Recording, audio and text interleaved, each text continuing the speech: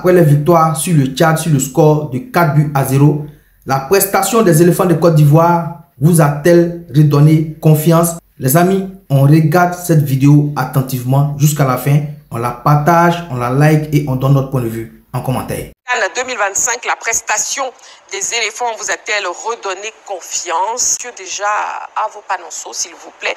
Pour répondre à la question LGT, la prestation des éléphants vous a-t-elle redonné confiance? En oui ou en non?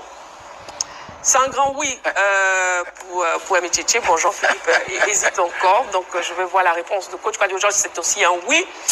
Je pense que Jean-Philippe a fini de réfléchir enfin et il nous sort un non. D'accord, c'est bien noté. Pour Aimé Tchétché, on vous écoute. Oui, parce qu'après 2 défaites successives face à la Sierra Leone et la Zambie, il fallait que les éléphants nous rassurent. Ils l'ont fait. Ils étaient dans leur jardin, le stade Fauboigny, dans la bonbonnière. Ils ont répondu présent. Un faux pas n'était pas permis. Donc sur ce plan, ils m'ont rassuré. Les Ivoiriens les attendaient pour les accompagner à la fête et les accompagner à la CAN. Ils ont réussi. Ils ont fait plaisir aux Ivoiriens qui sont mobilisés. Le terrain était plein à craquer. Oui, le terrain était très plein. Après, les éléphants ils sont tombés sur une équipe du Tchad qui est éliminée, qui n'a plus rien à gagner et qui est venue jouer pour l'honneur. Exactement. Qui est venue pour jouer pour l'honneur. Ils se sont barricadés derrière. Il fallait trouver pour les éléphants les moyens de déverrouiller ce coffre-fort. Ils l'ont réussi. Ça me rassure. Mais pas n'importe comment. Pour une fois, j'ai vu une équipe de Côte d'Ivoire, cette équipe de Côte d'Ivoire, tu vois, par rapport à ces éliminatoires, jouer et créer des combinaisons, faire des jeux combinés. À gauche, on joue, le jeu bascule. Sur le côté gauche, donc tu as Aoulou, tu as Kessié, tu as Adingra. Le jeu bascule sur le côté droit, pardon, tu as Bouga. Le jeu bascule sur le côté gauche, tu as Adingra, tu as Kessié, etc. C'était bien mené. Un match que je vais traiter de match d'entraînement, parce que dans le fond, c'était ça aussi. Pour se mettre en confiance, ce sont ce genre de match-là aussi qu'il faut jouer. D'accord. La prestation des éléphants vous a-t-elle redonné confiance? Vous pouvez faire comme ici, oui, en nous appelant au 27 21 59 93 99. Sinon, vous pouvez nous écrire sur la page Facebook de la 3 Aimé Tchétché. Oui. Oui, alors quand on veut regagner sa confiance, c'est des adversaires comme ça qui vous servent de sparring partner. Ils n'ont pas loupé les occasions. Les éléphants n'ont pas loupé l'occasion de redorer leur blason. Il n'y avait pas d'opposition, à proprement parler. Mais ils en ont profité pour mettre en place un plan de jeu qui consistait à jouer en petites passes, se déplacer tous ensemble en mouvement. Même si le rythme n'était pas élevé, ils ont réussi à placer, à faire des combinaisons. Et c'est ça ma satisfaction. Ils ont joué tantôt à gauche, avec les différents éléments que j'ai cités. Kessié, Adingra, pour avoir Crasso. À droite, ils ont eu... bon, bref. Et à chaque fois, ça déplaçait le jeu d'un côté comme de l'autre. C'est ça qui m'a été révélé ce soir, face à un adversaire tchadien. Ils ont marqué, des joueurs ont retrouvé la confiance. Un gars comme Bayo Vakoum, on en parlera certainement plus en profondeur. Bien sûr. Un gars comme Agbadou, qui a failli de peu, il y a quelques années, mettre une croix sur la sélection, qui joue avec beaucoup de bonheur. Tout ça, c'est bon. Et qui marque même un but. Voilà, qui marque même un but, voilà. Voilà. D'accord, ok. Bon, éliminatoire CAN 2025, la prestation des éléphants vous a-t-elle redonné confiance après le grand oui de Aimé Tchétché qui a déjà débuté avec ses arguments? Nous allons écouter Jean-Philippe, par contre, qui nous donne un non. Pas du tout. Oui, j'ai donné un non. Oui. Vous voyez que j'ai beaucoup hésité parce que le non est nuancé, mais c'est quand même un non.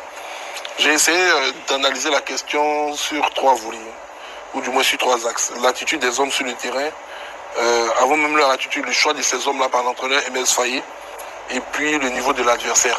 Je pense que ce sont des paramètres qu'il faut prendre en compte aujourd'hui avant d'analyser les rencontres des éléphants de Côte d'Ivoire. Pas que nous ne soyons pas satisfaits de leur victoire, mais c'est une équipe qui nous a très souvent habitués à nous extasier au cours de ce genre de rencontres, en balayant, je dirais, tout adversaire de moins de calibre.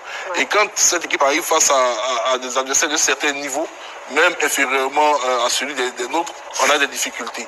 Et donc, pour moi, il était quasi évident dans cette rencontre, sans enjeu aucun, que la Côte d'Ivoire allait tout simplement prendre le dessus cette équipe tchadienne.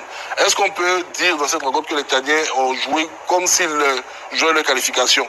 Je dirais non, ils ont joué pour sauver leur honneur. On a vu de belles phases de jeu, mais c'est vrai que les Ivoiriens étaient ultra dominants. Est-ce que cet état d'esprit-là, ils pourront le garder pendant très longtemps sur d'autres confrontations? C'est ce qu'on attend de voir, parce que déjà en mars de l'année prochaine, il y aura les éliminatoires de la Coupe du Monde, un autre rendez-vous encore plus important que celui de la CAN où nous venons de nous qualifier. Donc, sur le choix des hommes, ça c'est le premier point d'Emers Faye. On voit qu'il a remodelé en profondeur son équipe nationale. Au niveau de la défense, il a opéré avec une défense à plat, cette fois-ci en accordant sa confiance à Guela. Et surtout, il a compris que les expérimentations auxquelles il s'adonnait depuis un certain moment au niveau de l'axe défensif, il devait les arrêter. Donc il est reparti avec la sécurité en faisant jouer Agbadou Ndika. Et cette paire vient d'aligner un 6e match sans défaite. Je pense qu'il doit avoir maintenant les garanties qu'il cherchait au niveau de sa charnière centrale, parce que c'est une vraie complémentarité qui existe entre les deux hommes. Au niveau du milieu des terrains, on se rappelle que pendant sa conférence de presse, il avait employé des mots très forts. Il avait parlé d'état d'esprit qu'il ne retrouvait pas. Il avait entre autres parlé de joueurs qui risquaient peut-être de perdre leur place en équipe nationale. Et sur la rencontre qui suit, on se rend compte que Seko Fofana, qui est habitué à faire la doublette avec Kessé Fonk, n'est pas présent sur le terrain. Bon, après on va investiguer pour savoir s'il y a un souci, mais pour l'heure je ne le pense pas.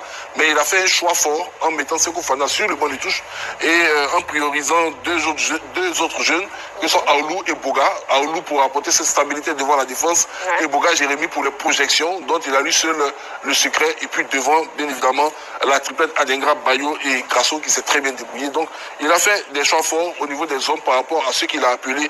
Donc ça, personnellement, le concernant, c'est rassurant.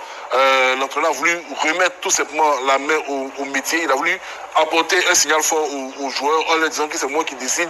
Voilà, et que celui qui ne serait pas dans les meilleures dispositions ne jouerait pas. Maintenant, au niveau de l'attitude des joueurs sur le terrain, il faut qu'on en parle. On a senti quand même des Ivoiriens qui ont été assez conquérants. Ils sont allés au duel. Voilà, ils ont tenu le choc face aux Tchadiens. Ils ont pressé haut cette équipe. Ils n'ont pas essayé de laisser les Tchadiens développer leur jeu. Et cela, tout au long de la rencontre, c'est un état d'esprit qu'on avait perdu un peu chez les éléphants. Donc le fait de le retrouver, c'est peut-être pas mauvais. Et puis bon, je parle du niveau de l'adversaire, c'est le petit poussé du groupe. Et c'est cet aspect-là du niveau de l'adversaire seul qui a fait que j'ai lu le nom. Sinon, sur les 3 axes, je pense que sur 2, on peut être assuré. Mais pour moi, si on était tombé sur un adversaire de certain calibre, j'aurais dit, sans pour autant manquer de respect aux Tchadiens, j'aurais abondé dans le sens du oui. D'accord.